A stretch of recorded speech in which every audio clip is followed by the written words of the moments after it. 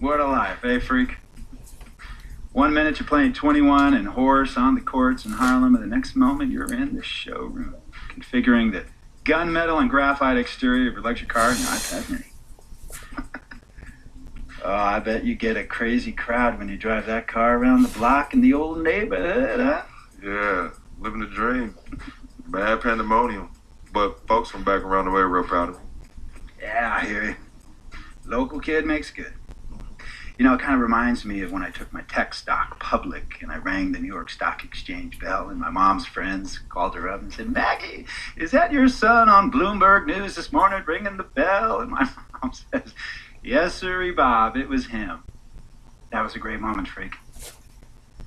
And you know, our lives, like a pearl necklace of great moments, all strung together with the finest silk thread of memories.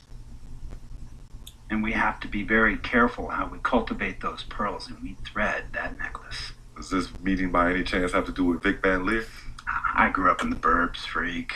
I wasn't poor, upper middle class, comfortable. My daddy worked as an accountant for one of the largest insurance firms in the country. Smart with his money. Mom didn't have to work. I went to boarding school. And my dad died of a heart attack when I was a freshman at MIT.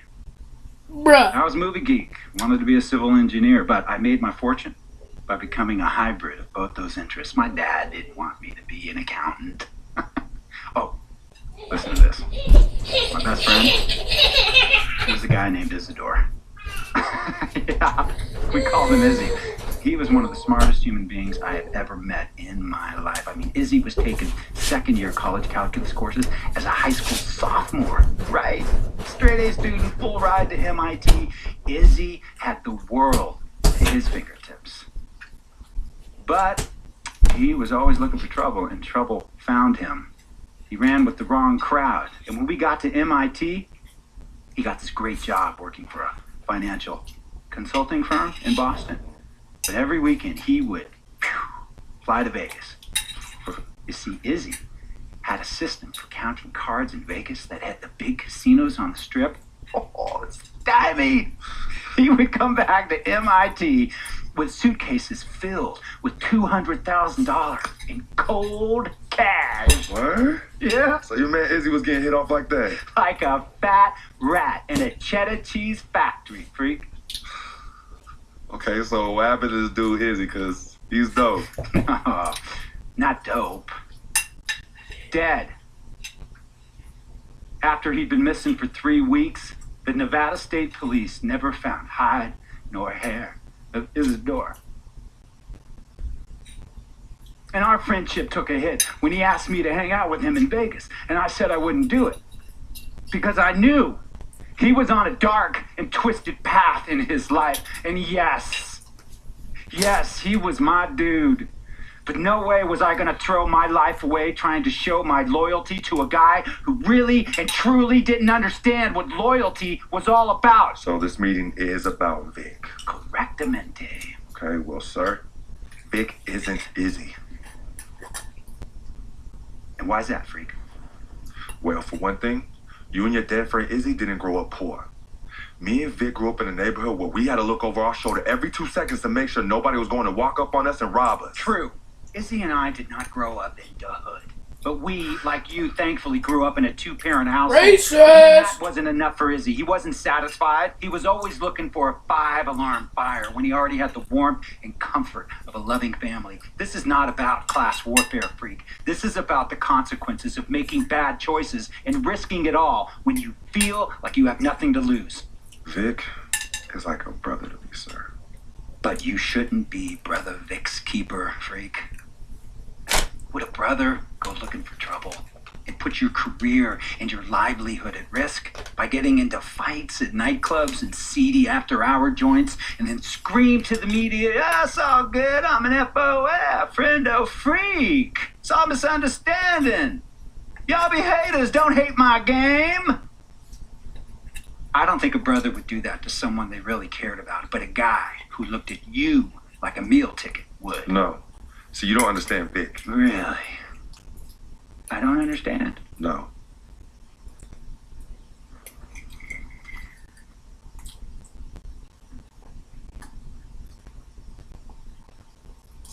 Look, man, it was a misunderstanding with the guy in the next VIP booth.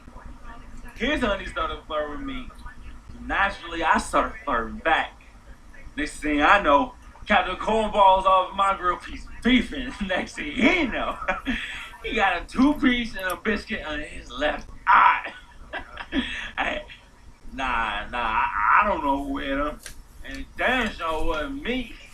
Hey, Captain Cornball's mad because I'm an FOF, friend of freak. Hey, but check this out though. You need to train that hottie before leave the house though. Yo, he's hotties ain't loyal, man. What's there to understand? Are you freaking blind? You know, I just want to know, how much did you pay your lawyers to make all this go away? Almost 100,000. Excuse me, son, I'm sorry, I couldn't hear you. I said I paid almost $100,000. Exactly. And if you keep riding shotgun with Vic, you're gonna go broke. Quick, fast, and in a hurry. But Vic is my friend, and I grew up with him. How many times I gotta tell you, sir? Freak, this is not a request.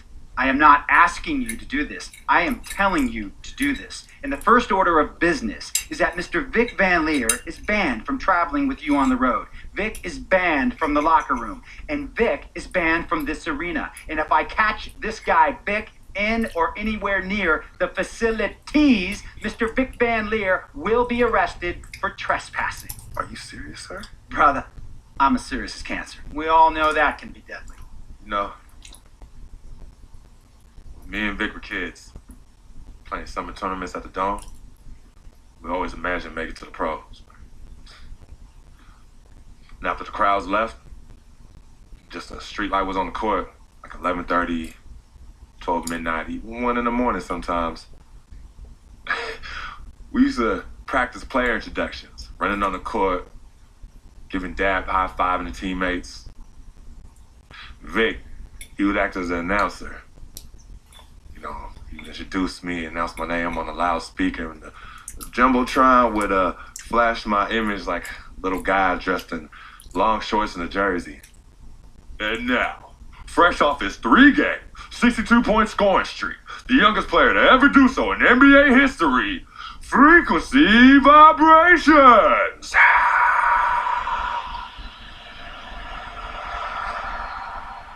So me and Vic would sit in those empty bleachers at the Dome and dream like nobody's business. And now I'm living a dream. For real. And in so many ways, Vic was part of that. Please, listen to me. I mean, I know this guy's your dude from way back. Look, me and Vic go way back like the front seats of a 67 Cadillac. That's good. We go way back. Did you say front seats? Front seats of a 67 Cadillac. We go way back like the front seats of a 67 Cadillac. Well, Jiminy Crickets. I'm going to be the hit once again at Herbie Allen's Sun Valley Shindig because my fellow billionaires love it when I walk and talk that talk. So that almost sounds... No, let me tell you exactly what it sounds like.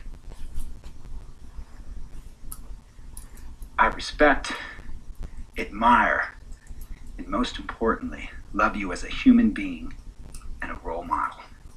But I pay you a lot. And I mean, I pay you a lot of money to play for my team. And I am in this game to win it. And you can't win it with an albatross around your neck like Vic. So Vic is done. History. And here's some more lingo that I picked up from a former megastar who used to play for me several seasons ago. Thought I would never release him until I did. And now he's the 6th man on a struggling team in Venice. And yeah, I'm talking Venice with the canals and the gondolas and Harry's Bar, not the street ballers next to the fortune tellers on the beach in Cali. This guy used to tell me when he thought there was a player destroying our team, don't be a hero, cut that zero. And that is what I am telling you about Vic, freak. Don't be a hero, cut that zero. The only thing Vic brings into your life is headache. and unwanted and unnecessary negative attention. And it will begin to affect your mindset. And when it affects your mindset, it's going to affect your play. And when it affects your play, it's going to affect my team. And when it affects my team, it's going to affect my money. And if it affects my money, Google Translate will become your new freaking friend. I want a championship ring, freak, and I want you to help me get that ring. And banners after banners hanging from the rafters in this arena. So, freak, hear me clearly and hear me good. V, G, G, Vic, gotta go!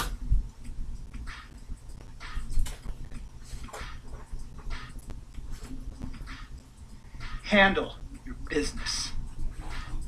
And remember, that contract you sign contains a morality clause, a very important clause that revolves around your conduct on and off the court, and how it can negatively impact my team. Now, I don't want you to have to learn Italian or Croatian as a second language. And hey, playing pro ball overseas, there's nothing wrong with that. But the arenas are nothing like this, nor will the money be the same. And on top of all of that, this is the US of A, the greatest freaking country in the world. Ask yourself, is Vic worth all that? Think about it. Think long, think wrong. Well, guys, that was nice. Vic is becoming a problem, so now we can He has his bad rap. figure it out. And I understand some of his judgments might shadow his actual character. He's not that at all. Man, Vic, let me tell you something. We actually, we have love for each other. We're brothers. Blood couldn't make us any closer at all. I mean, he has so much loyalty to me and to my family. You can see even Cece, has issues with him, but he still loves her. He still loves her. Guys, that wraps it up. See you in the next episode.